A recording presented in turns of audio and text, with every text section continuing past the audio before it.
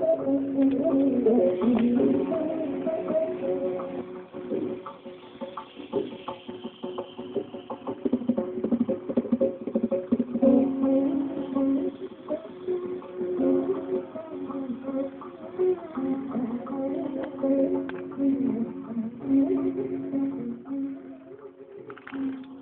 ಬಂಧುಗಳಿಗೆ, ಆಧ್ಯಾತ್ಮಿಕ ಮಿತ್ರರಿಗೆ ನಮಸ್ಕಾರ.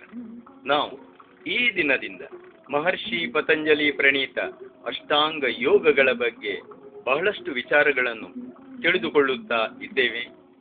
ಆಧಾರ ಗ್ರಂಥವಾದ ಪಂಡಿತ್ ಸುಧಾಕರ ಚತುರ್ವೇದಿಯವರ ಯೋಗ ಪ್ರದೀಪ ಎಂಬ ಅತ್ಯಮೂಲ್ಯ ಗ್ರಂಥದ ಆಧಾರದಿಂದ ನಾವು ಯೋಗದ ಬಗ್ಗೆ ಬಹಳಷ್ಟು ವಿಚಾರಗಳನ್ನು ತಿಳಿದುಕೊಳ್ಳಲು ಪ್ರಯತ್ನಿಸೋಣ.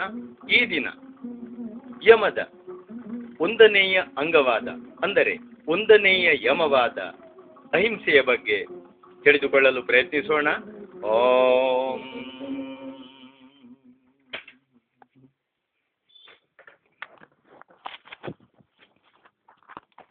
ಅಹಿಂಸೆ ಇದು ಯೋಗದ ಮೊದಲನೆಯ ಅಂಗದ ಮೊದಲನೆಯ ಅಂಶ.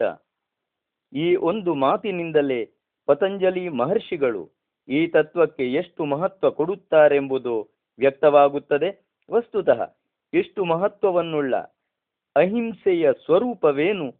ಮೇಲಿನ ಸೂತ್ರಕ್ಕೆ ಭಾಷ್ಯ ಬರೆಯುತ್ತಾ ಮಹರ್ಷಿ ವ್ಯಾಸರು ತತ್ರಾಹಿಂಸಾ ಸರ್ವಥಾ ಸರ್ವದಾ ಸರ್ವಭೂತಾನಾಮನ ವಿದ್ರೋಹ ಎಂದರೆ ಎಲ್ಲ ಬಗೆಯಿಂದಲೂ ಎಲ್ಲ ಕಾಲದಲ್ಲಿಯೂ ಎಲ್ಲ ಪ್ರಾಣಿಗಳಿಗೂ, ಅನವಿದ್ರೋಹ ಎಂದರೆ ಅಭಿದ್ರೋಹ ಮಾಡದಿರುವುದೇ ಅಹಿಂಸೆ ಎನ್ನುತ್ತಾರೆ.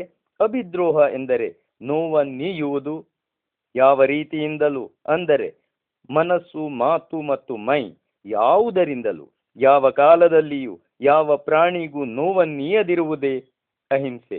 ಸ್ವತಃ ವೇದವು ಅಹಿಂಸೆಯ ಮಹತ್ವವನ್ನು ಈ ರೀತಿ ವರ್ಣಿಸುತ್ತಲಿದೆ. ಯನ್ನೋ ನಮಶ್ಯಾಂ ಗತಿಂ ಮಿತ್ರಸ್ಯ ಯಾಯಾಂ ಪಥ ಅಸ್ಯ ಪ್ರಿಯಸ್ಯ ಶರ್ಮಣ್ಯ ಹಿಂಸಾನಸ್ಯ ಸಶ್ಚಿರೇ. ಋಗ್ವೇದ. ನನಗೆ ಸದ್ಗತಿಯಾಗಬೇಕಾದರೆ ನಾನು ಮಿತ್ರನ ಮಾರ್ಗದಲ್ಲಿಯೇ ನಡೆಯುವೆನು, ಏಕೆಂದರೆ ಈ ಸರ್ವಪ್ರಿಯನಾದ ಅಹಿಂಸಕನ ರಕ್ಷಣೆಯಲ್ಲಿ ಸರ್ವಭೂತಗಳು ಒಂದಾಗುತ್ತವೆ. ವೇದದ ಭಾಷೆಯಲ್ಲಿ ಮಿತ್ರನ ಮಾರ್ಗ, ಸರ್ವ ಸ್ನೇಹಿಯಾದ ಉದಾರಾತ್ಮನ ಮಾರ್ಗವೇ ಅಹಿಂಸೆ. ಮಿತ್ರನಾರು?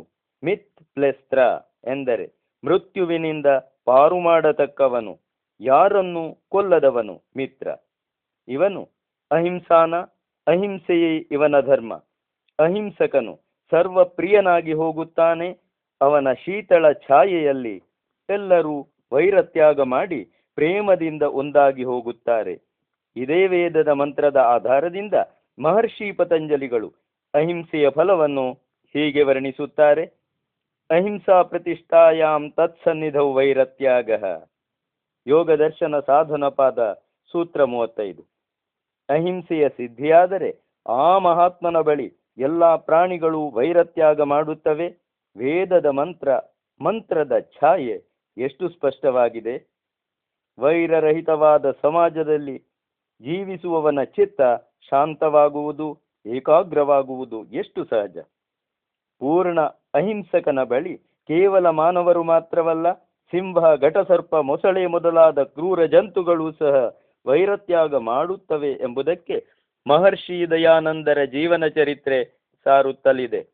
ಅಹಿಂಸೆಯ ಈ ಅದ್ಭುತ ವಿಭೂತಿಯನ್ನು ಸಾಕ್ಷಾತ್ಕರಿಸಿಕೊಂಡೇ ವ್ಯಾಸರು ಯೋಗ ದರ್ಶನದ ಸಾಧನ ಪಾದದ 30ನೇ ಸೂತ್ರದ ಮೇಲೆ ಭಾಷ್ಯ ಬರೆಯುತ್ತಾ ಉತ್ತರೇಚ ಯಮನಿಯಮಾಸ್ತನ್ಮೂಲಾಹ ತತ್ಸಿದ್ಧಿ ಪರತೆಯ ತತ್ ಪ್ರತಿಪಾದನಾಯ ಪ್ರತಿಪಾದ್ಯಂತೆ ಎಂದರೆ ಮುಂದೆ ಹೇಳುವ ಯಮನಿಯಮಗಳೆಲ್ಲ ಅಹಿಂಸೆಯಲ್ಲಿಯೇ ಮೂಲವನ್ನುಳ್ಳವು. ಅಹಿಂಸಾ ಸಿದ್ಧಿಗಾಗಿಯೇ ಅವುಗಳೆಲ್ಲ ಇವೆ. ಅಹಿಂಸಾ ಪ್ರತಿಪಾದನೆಗಾಗಿಯೇ ಅವು ಪ್ರತಿಪಾದಿಸಲ್ಪಡುತ್ತವೆ ಎಂದು ಘೋಷಿಸಿದ್ದಾರೆ. ಪ್ರಥಮ ವೈದಿಕ ತತ್ವದ ಮಹತ್ವ ಇಷ್ಟರಿಂದಲೇ ಸ್ಪಷ್ಟವಾಗುತ್ತದೆ. ಆದುದರಿಂದ ಯೋಗ ಮಾರ್ಗಿಗಳಾದ ನಾವು ಪ್ರಥಮತಃ ತ್ರಿಕರಣ ಶುದ್ಧಿಪೂರ್ವಕವಾಗಿ ಅಹಿಂಸಾ ಪಾಲಕರಾಗಲು ಪ್ರಯತ್ನಿಸೋಣ. ಓಂ. ಮುಂದಿನ ಭಾಗದಲ್ಲಿ ಯಮದ ಎರಡನೆಯ ಅಂಗವಾದ, ಅಂದರೆ ಎರಡನೆಯ ಯಮವಾದ ಸತ್ಯದ ಬಗ್ಗೆ ಬಹಳಷ್ಟು ವಿಚಾರಗಳನ್ನು ತಿಳಿದುಕೊಳ್ಳಲು ಪ್ರಯತ್ನಿಸೋಣ. ಓಂ.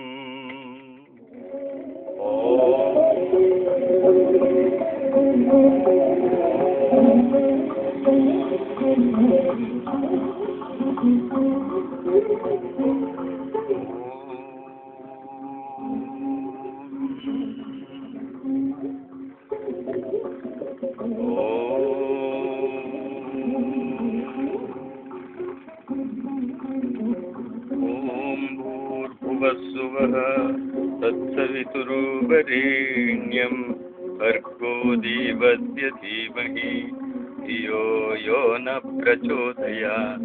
ॐ भूर्भुवस्सुवः तत्सवितुर्वरेण्यं भर्गो देवस्य धीमहि धियो यो न प्रचोदयात्. ॐ भूर्भुवस्सुवः तत्सवितुर्वरेण्यं भर्गो देवस्य धीमहि धियो यो न प्रचोदयात्. ॐ भूर्भुवस्सुवः तत्सवितुर्वरेण्यं भर्गो देवस्य धीमहि धियो यो न प्रचोदयात्.